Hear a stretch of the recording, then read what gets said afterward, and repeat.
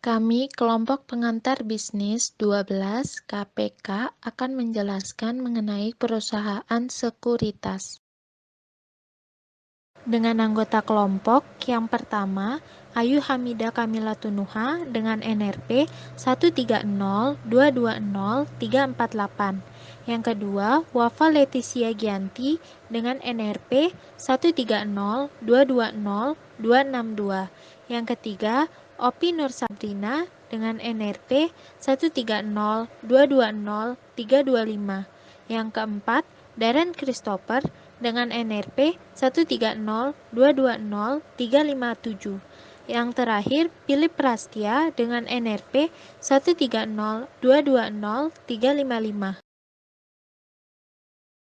Perusahaan sekuritas adalah perusahaan yang bergerak di bidang transaksi jual beli efek. Sekuritas adalah bukti utang piutang atau bukti pemilikan modal dalam bentuk surat berharga yang dapat diperdagangkan, misalnya obligasi, saham, reksadana yang merupakan jaminan atau berbasis aset, klaim oleh investor terhadap penerbit. Pada dasarnya, perusahaan ini tidak mengeluarkan efek, namun sebagai perantara investor dengan pasar modal dalam jual beli efek di Indonesia, terdapat dua jenis perusahaan sekuritas yang beroperasi, yaitu konvensional dan syariah. Dalam aktivitasnya, suatu perusahaan sekuritas harus mendapatkan izin dari Otoritas Jasa Keuangan atau yang disebut juga OJK. Perbedaan perusahaan sekuritas konvensional dengan perusahaan sekuritas syariah. Perbedaan yang paling utama adalah penggunaan prinsip pada sekuritas syariah. Prinsip yang digunakan tentu menggunakan prinsip syariah, sedangkan sekuritas konvensional tidak. Pada sekuritas syariah, sudah dapat dijamin bahwa aktivitas yang dilakukan terbebas dari riba. Perbedaan yang kedua adalah pada sekuritas syariah, utang yang menggunakan basis bunga besarnya tidak boleh lebih dari 45%.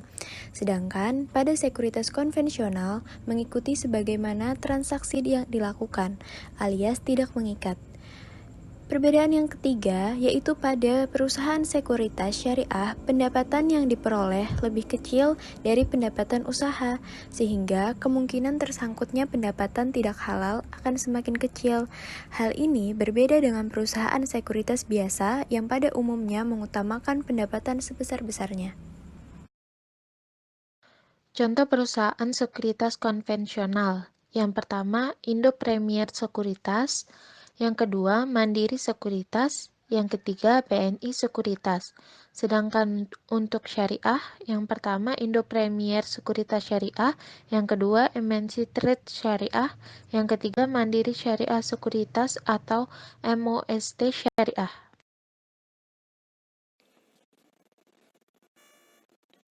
Terdapat beberapa istilah dalam perusahaan sekuritas, yaitu yang pertama adalah pialang. Pialang adalah organisasi yang melakukan transaksi efek di pihak investor, seperti membeli dan menjual portofolio investasi. Yang kedua adalah dealer, yaitu adalah organisasi yang membeli atau menjual efek dari portofolio mereka sendiri, kemudian ditawarkan kepada potensial investor.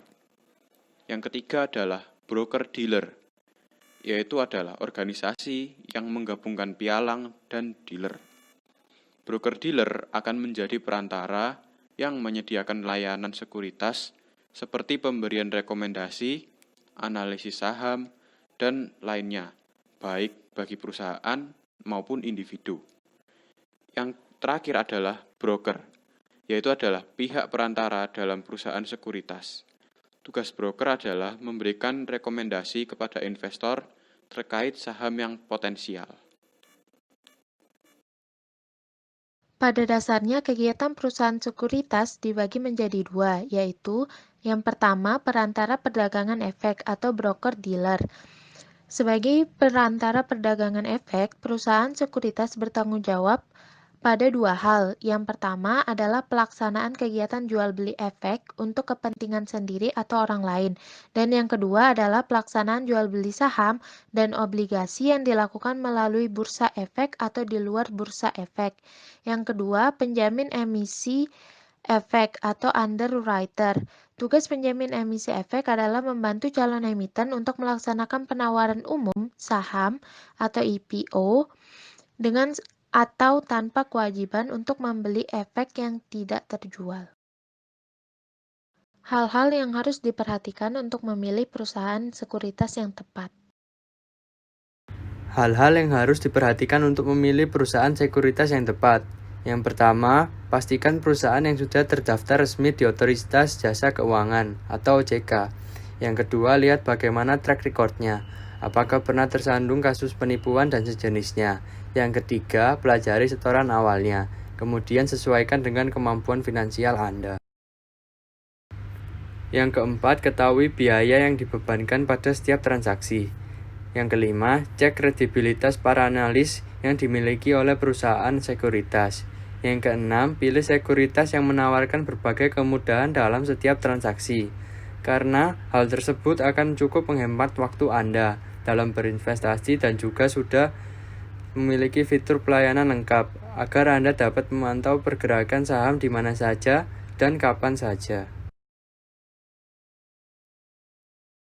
Sekian dari kelompok kami, terima kasih.